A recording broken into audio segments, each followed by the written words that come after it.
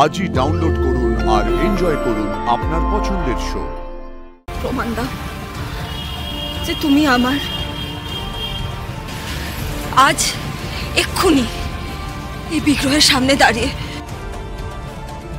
আমাকে বিয়ে করো। স্যার, আপনি পাপাইদাকে ছেড়ে দিলেন, বাড়ি যাবেন না? ওই আমি আর মধু একটু বেরোবো। কোথায়? সেই কৈফিয়ত তোমাকে দিতে হবে নাকি? অফকোর্স দিতে হবে। আগেরবার কি হয়েছিল মনে নেই? আপনারা নিজেরা বেরিয়ে গেছিলেন, তারপর কে সামলেছিল? আমাকেই তো সামলাতে হয়েছিল। আজ আবার বলছেন বেরোবেন, আবার মিডিয়া হামলা করবে, সে তো আমাকেই সামলাতে হবে।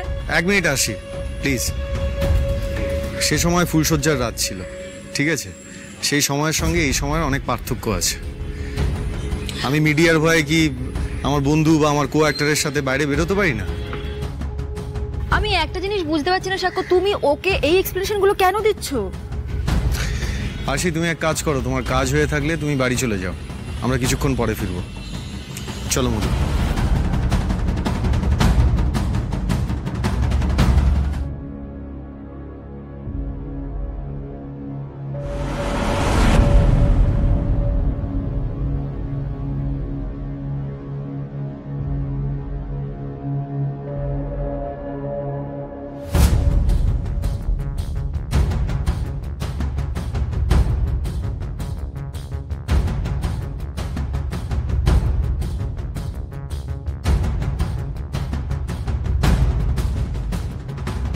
আরে ওরা ওই ছেলেগুলো না?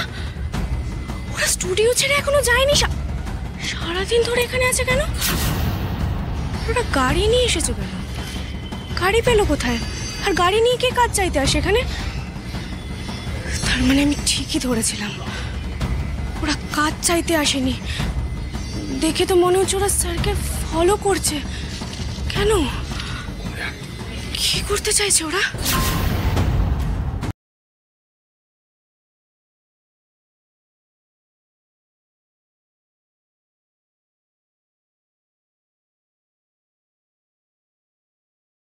আমরা একসাথে বেরোচ্ছি কোথাও, বলো? কতদিন পর এত তাড়াতাড়ি প্যাক আপ হলো বলো তো আমাদের? সময় তো পাওয়া যায় না। আর সময় পেলেও আমাদের মধ্যে আরশি ঢুকে বসে থাকে। তোমায় আমি পাই না, হয় ফিজিক্যালি নয় এমন একটা মিসআন্ডারস্ট্যান্ডিং ক্রিয়েট করে যে ওকে নিয়েই কথা চলে। বাট আজ নো আরশি। সাক্ষ্য প্লিজ, আমাদের মধ্যে আজ কোনো আরশি থাকবে না, শুধু তুমি আর আমি। হ্যাঁ বলো, শুধু তুমি আর আমি। আজকের দিনটা আমি মেমোরেবল করে রাখতে চাই।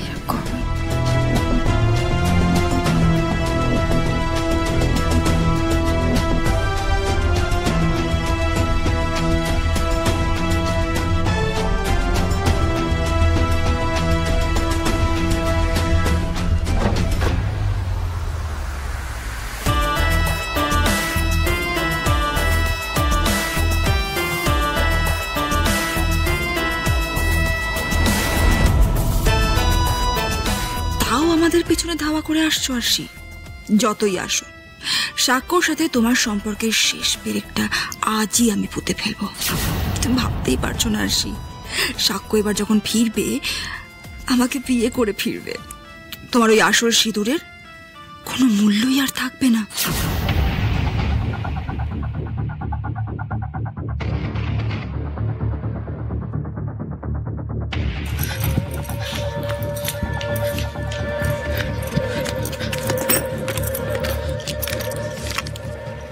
বেরোচ্ছ নাকি? হ্যাঁ বাচ্চু তো বেরোচ্ছি।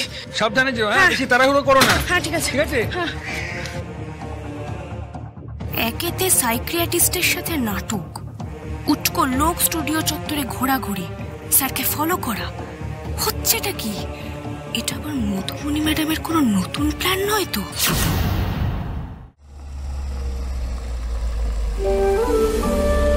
কি হয়েছে মধু? Any problem? হঠাৎ এখানে গাড়ি থামাতে বললে? সাক্ষ্য, এই মন্দিরেতে যাই, চলো না একটু। মন্দিরে যাবে হঠাৎ? আমার না মনটা খুব অস্থির লাগছে, মনটা একদম ঠিক নেই গো। আর এই মন্দিরটা দেখি কেমন যেন মনে হলো আমার মন থেকে টানছে। কি সুন্দর দেখো মন্দিরটা, চলো না যাই একটু গিয়ে বসি, তাহলে হয়তো মনটা একটু শান্ত হবে। আচ্ছা আচ্ছা বেশ, চলো চলো।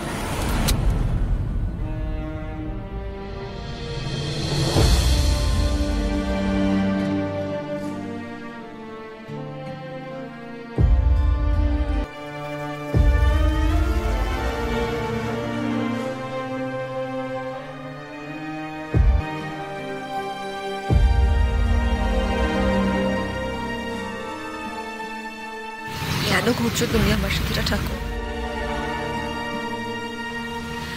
আমি আর পারছি না কষ্ট সহ্য করতে। কেন আমার সাথে এটা করছো তুমি ঠাকুর? আমার ভালোবাসাকে কেন কেড়ে নিচ্ছ এভাবে? আমি বুঝতে পারছি না, আমি সত্যি বুঝতে পারছি না। আমি কি করব, কোথায় যাব? আমি বাঁচবো না ঠাকুর। ভালোবাসা ফিরিয়ে দাও ঠাকুর, আমার ভালোবাসা ফিরিয়ে দাও। মধু, ওঠো মধু, ওঠো ওঠো। কি হয়েছে মধু? কেন এরকম করছো? প্লিজ শান্ত হও। আরে এভাবে কেউ কাঁদে নাকি? আচ্ছা কে কে তোমার ভালোবাসাকে কেড়ে নেবে? কেন কেড়ে নেবে? এই তো আমি তো আছি। না তুমি নেই সাক্ষ্য, তুমি নেই। মুখে বলছো তুমি শুধু, আসলে তুমি নেই। তুমি আস্তে আস্তে আমার থেকে দূরে সরে যাচ্ছ, আসলে তোমাকে কেড়ে নিচ্ছে আমার থেকে সাক্ষ্য। আবার সেই এক কথা মধু, আমি কি করে বোঝাবো তোমাকে? আশি তোমার কম্পিটিটর নয়, হতে পারে না। আর এই ইনসিকিউরিটির কোনো মূল্য নেই। বিশ্বাস করি না আমি। সাক্ষ্য একটার পর একটা সিচুয়েশন হয়ে চলেছে যেখানে তুমি আমাকে ইগনোর করে আরশিকে প্রায়োরিটি দিয়ে চলেছো। একটা মানুষ সারাক্ষণ তোমার পাশে রয়েছে, তোমার সব প্রবলেমের সলিউশনও বের করে দিচ্ছে। সাক্ষ্য, গ্রেটফুলনেস থেকেও মানুষ দুর্বল হয়ে পড়ে, কৃতজ্ঞতা থেকেও মানুষকে ভালোবেসে ফেলে। আর এটা যদি একবার হয়ে যায় সাক্ষ্য, আমি না রোজ দিন এই ভয়ে আর বাঁচতে পারছি না, জানো তো? আমি সত্যি বাঁচতে পারছি না। আমি খেতে পারছি না, আমি ঘুমোতে পারছি না, আমি কিচ্ছু করতে পারছি না। আমার প্রতিদিন মনে হয় আমি বোধহয় মরে যাবো। আমি সত্যি মনে হয় আমি এরকম চলতে থাকলে মরে যাবো। মধু আমার কথা শোনো। আচ্ছা আমি কি বললে তুমি বিশ্বাস করবে বলো তো? মধু তুমি কেন বুঝতে পারছো না? তোমাকে এভাবে দেখতে আমারও ভালো লাগছে না, আমারও তো কষ্ট হচ্ছে। আচ্ছা তুমি আমাকে বলো, আমি কি করব? আমি কি করলে তোমার ভালো লাগবে? তুমি যেটা বলবে আমি সেটাই করব। যা বলবো তুমি তাই করবে? হ্যাঁ বলো না, বলো। প্রমাণ দাও যে তুমি আমার। আজ এক্ষুনি এই বিগ্রহের সামনে দাঁড়িয়ে আমাকে বিয়ে করো।